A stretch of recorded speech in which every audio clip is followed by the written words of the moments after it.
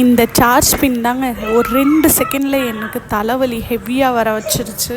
Charge போடுறதுக்காக charge பின் தேன்னா charge இந்த மாதிரி இருக்குது. சார்ஜர் ஒரு பக்கம் நல்லா கடிச்சு வச்சுருக்கா என் பொண்ணு. இந்த மேலே ஸ்கின் ஒரு பக்கம் இருந்தது. இவ்வளவும் பண்ணிவிட்டு எவ்வளோ அழகாக உட்காந்து டிவி பார்க்குறாங்க பார்த்தீங்களா? சமத்து பிள்ளைங்க இவங்க.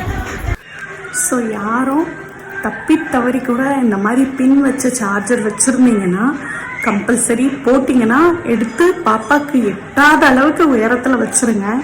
ஒரு செகண்ட் மறந்தாலும், அதாவது இந்த சம்பவம் நடக்கும்போது நானும் என் வீட்டுக்காரும் கண்ணு முன்னாடியே தான் இருக்கோம். எங்கள் முன்னாடி தான் விளையாடிட்டு இருந்தா. எப்படி அவள் வாயில வச்சான்னு இது வரைக்கும் எனக்கு தெரியல. கண்ணு முன்னாடி விளையாடிட்டு இருந்தா, எந்த செகண்டில் வாயில வச்சேன்னு கூட எங்களுக்கு தெரியல. ஸோ இதை சார்ஜ் பண்ணிங்கன்னா எடுத்து மேலே வச்சுருங்க. எனக்கு இது சரியான பாடமாக இருக்குது. இதே மாதிரி உங்கள் வீட்லேயும் இந்த மாதிரி குட்டி பிள்ளைங்க இருப்பாங்க. ஸோ இந்த மாதிரி சார்ஜ் யூஸ் பண்ணிங்கன்னா எடுத்து பாப்பாவுக்கு எட்டாத அளவுக்கு மேலே வச்சுருங்க.